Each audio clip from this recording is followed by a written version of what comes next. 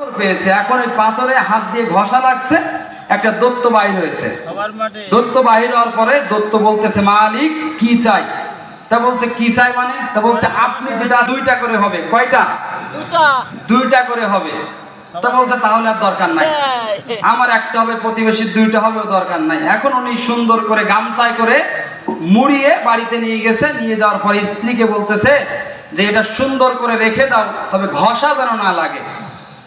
এখন স্বামী আবার আগের মতো কাজে চলে গেছে। মহিলা মানুষ যে জিনিস বেশি নিষেধ করবেন ওই জিনিস বেশি বেশি করবে, ঠিক কিনা?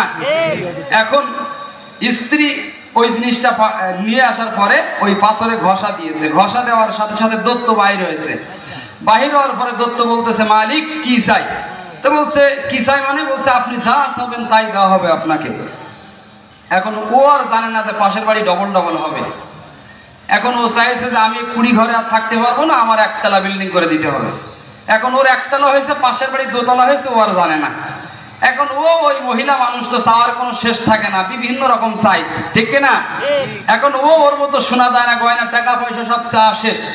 এখন স্বামী মাঠ থেকে বাড়ি এসে দেখে ঘর আর চিনতে পারতেছে না, ঘর কোথায়। যা হোক কোন রকম ঘর চিনার পরে বাড়িতে গেছে। যাওয়ার পরে স্ত্রীকে বলতেছে অবস্থা তো খারাপ, তাড়াতাড়ি পাথর দাও।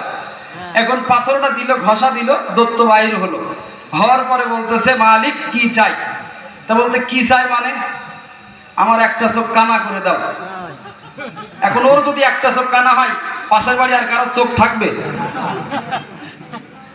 যাই হোক, তাহলে আমরা দোয়া করি আমার ওস্তাদের জন্য, আল্লাহ পাক তাকে খাঁটি মুমিন